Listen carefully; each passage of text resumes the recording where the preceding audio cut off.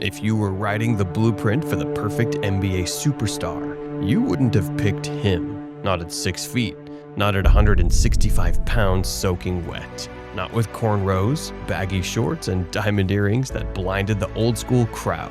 But Allen Iverson, he never followed blueprints, he burned them. The year was 2001, and that season Allen Iverson wasn't just a player. He was an earthquake. Every crossover was a warning shot. Every fearless layup in traffic was a middle finger to physics. The little guy wasn't supposed to dominate the land of giants, but he did. And what followed? A season for the history books. A league-leading 31 points per game, an MVP run carried on heart and hustle. A battle with Vince Carter and the Raptors, a war against the Bucks, a showdown against the Lakers dynasty that ended with the coldest step-over in NBA history. This wasn't just basketball. This was survival. This was the most relentless MVP season the game has ever seen. Before the 2000 to 2001 season tipped off, Allen Iverson's future in Philadelphia was anything but certain. Tension simmered between Iverson and head coach Larry Brown, their relationship strained by differing philosophies and clashing personalities. The media buzzed with trade rumors suggesting that the Sixers were ready to move on from their enigmatic star.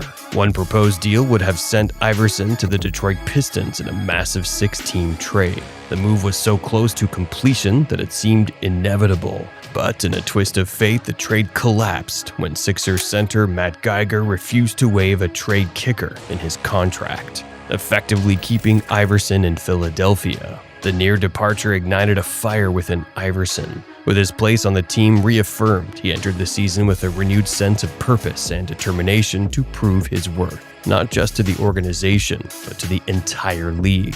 The Sixers capitalized on Iverson's intensity, launching the season with a franchise-best 10-0 start. Iverson led the charge, averaging over 30 points per game during this stretch, setting the tone for what would become a historic campaign. The message was clear. Allen Iverson was not only staying in Philadelphia, he was ready to lead. The trade talks were dead. The Sixers had kept their star. And now, Allen Iverson had one mission: make them regret ever doubting him. The 2000-01 season tipped off like a lightning strike. The Sixers came out firing, winning their first 10 straight games, the best start in franchise history.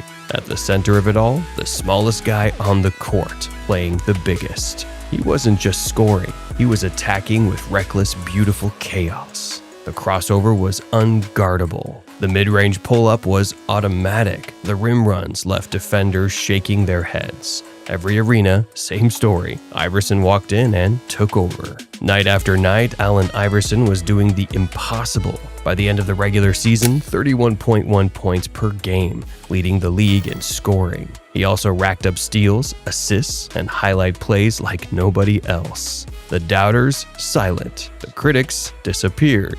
The NBA, they had no choice. The kid from Georgetown, the too-small guard, was officially the 2001 MVP. But this wasn't even the main event. The regular season was just the warm-up. The real storm was about to begin. The numbers said MVP. The highlights said MVP. But what made Allen Iverson's 2001 season legendary? The pain, the grind. The nights his body screamed, "sit out," and he laced up anyway. Iverson didn't just play through bumps and bruises. He played through fractures, sprains, dislocated fingers, a bruised tailbone. He averaged over 42 minutes a game on a frame barely big enough for college ball, let alone the NBA. Every night they sent bigger, stronger defenders at him. Every night he went right at them. And the Sixers, they followed their leader. Philly clawed to a 56-26 record, clinching the #1 seed in the East. The little guy wasn't just leading the league in points, he was leading a whole city, a whole movement. But the regular season was survival. The playoffs? That was war. The MVP had done his job. The Sixers were the #1 seed. Now came the part Allen Iverson lived for, the fight. First up, the Indiana Pacers, the same team that had knocked Philly out of the playoffs the past 2 seasons. This wasn't just a matchup, it was personal. The Pacers tried everything: trap him, double him, bully him.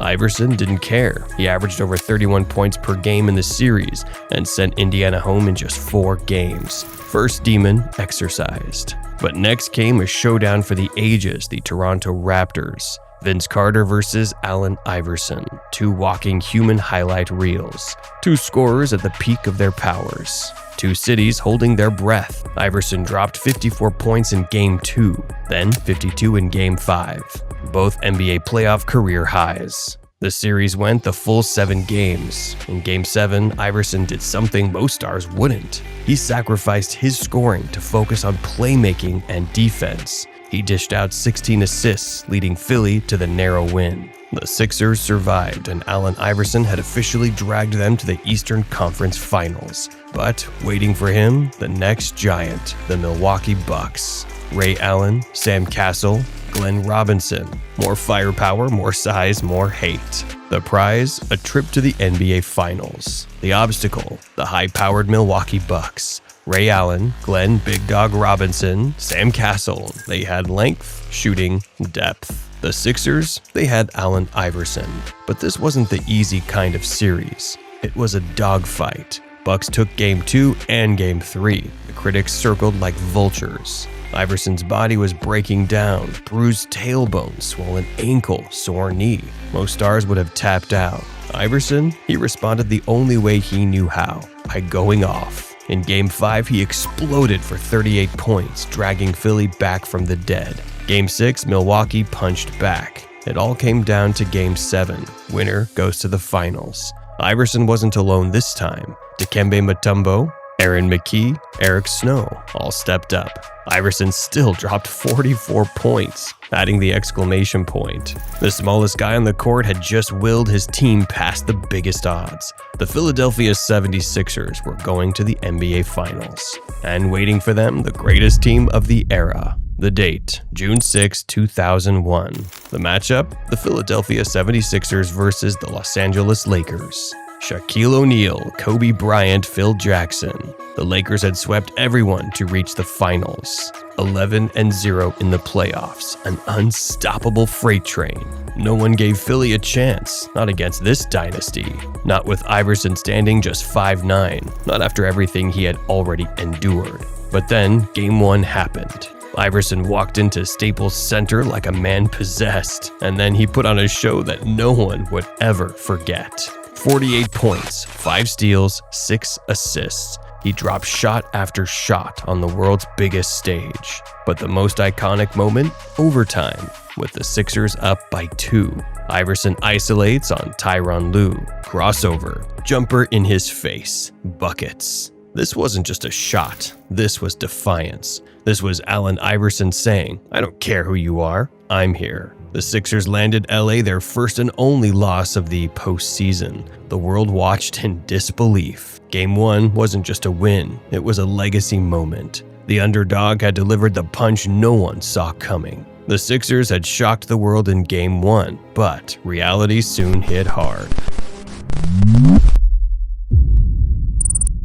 The Lakers stormed back. Shaq was too dominant. Kobe was relentless. The Sixers were outgunned. Iverson gave everything. He averaged 35.6 points per game in the finals. He played through pain, fatigue, and an impossible mismatch. But the Lakers won the series 4-1. The dream ended in heartbreak. Here's the thing though, Allen Iverson didn't lose. Not really. He gave a battered, undermanned Sixers team a finals run for the ages. He led the league in scoring, won MVP, dragged Philly past giants. And in one night at Staples Center, he gave the world a moment they'll never forget. The kid from Virginia, the undersized warrior, the defiant symbol of Philly toughness. He became legend.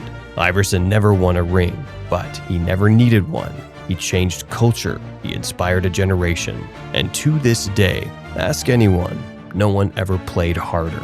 No one ever fought bigger for his city. If you felt that, if you lived that run with us, Smash that like button, drop a comment with your favorite Iverson moment, and subscribe for more basketball history like this. We'll see you next time.